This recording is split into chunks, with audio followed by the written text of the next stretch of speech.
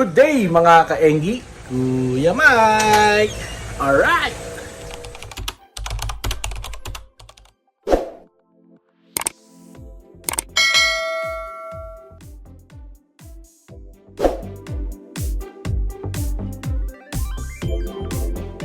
Yun mga ka-Engi, no? So weekend ngayon at water change time. So tara, samahan niyo ako. Water change tayo ng ating mga aquarium, no? Itong kay Sam, kay Cherry, no? At yung ating mga guppies.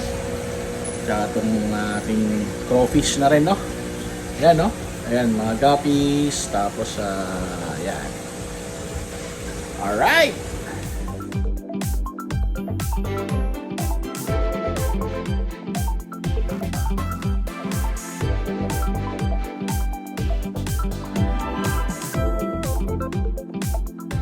Yun, mga kaingi, no? So nakapag water change na tayo, no? Ayan, no? Yan, no?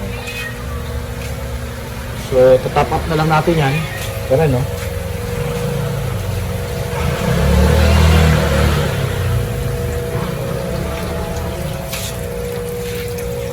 At ito, yan. So hindi ko lang pinalitan ito tsaka yung mga nasa tab, no? Dahil meron akong ini-experiment dyan, ano? Kasi nga kaya nga nasabi ko, no? Feeling ko hindi naman talaga tubig ang problema, no? So naglagay ako dyan ng mga fries ng ating blue panda, no? And to date, ayan, no? Buhay na buhay naman yung ating mga blue panda, no? Hindi ko lang alam kung makikita nyo. Yun, no? So 1 week na sila dyan, no? Yung ating blue panda, no? Alright. So mga kaingi, ayan, no? Nagre-refill na tayo, top up na tayo, no? So rekta gripo na yan, no? Sa ating mga tubs, no? Alright. Yun mga kaingi, no? So kaya natin ginagawa yung magbabawas ng tubig para maging healthy yung ating mga alagang gapi. Pangalawa, kaya rekta sa gripo, kaya para masanay sila dito sa tubig, dito sa ating sa amin, no? Dito, kung saan ko sila binibreed, no? So, unti-unti, bawas, dagdag tubig, no? Hanggang sa makapag full water change na tayo, no? So, yan yung mga parang risks, no? Tingin ko, yan yung mga dapat nating gawin, no? Para mas maging matibay yung ating mga guppies at yung ating mga iaanak ng ating mga guppies, no? Alright! So mga kaingi, dito, no? Tapos na tayo mag-top up ng tubig, no? Ayan, no? Yan. So ang susunod natin, ito na lang. Yung nandito, no? Magla-lunch muna tayo. Tapos tuloy na natin to, no? Alright!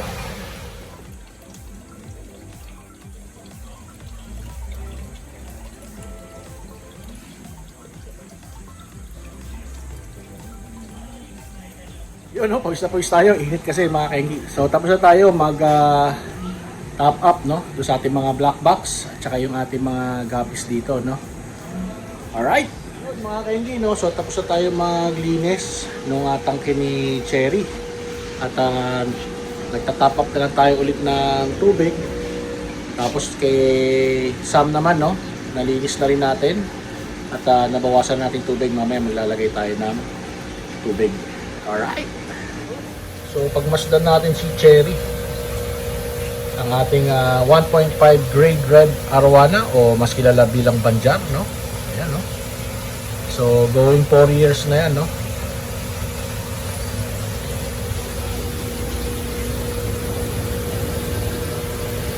Ayan, no? Tapos ito naman yung ating si Sam, no? Yung ating RDC Super Red Arowana. Yan.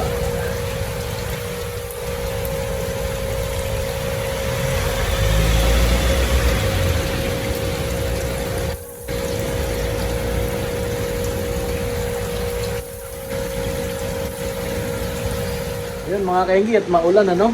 So stay safe and stay dry lang po, no? At yung ating mga alagang isda, yung mga gapi natin ay monitor lang po natin kasi napakalamig po ng panahon, no? Nung nagbawas ako ng tubig, Ang lamig ng tubig, no? Alright.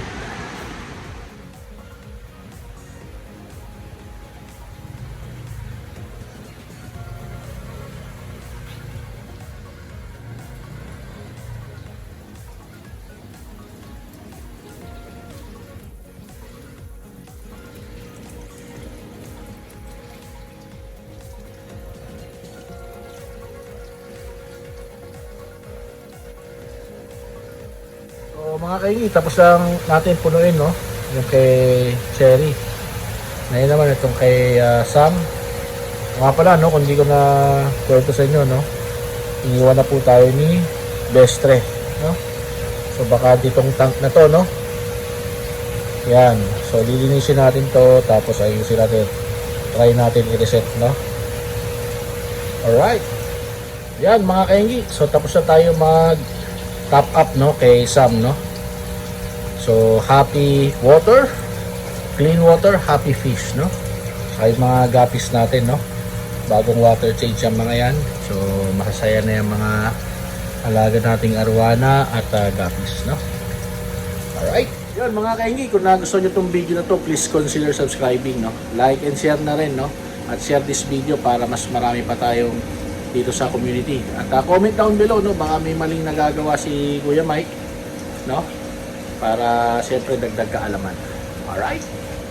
So yun mga kaingi, alam na this. Bye bye. Alright.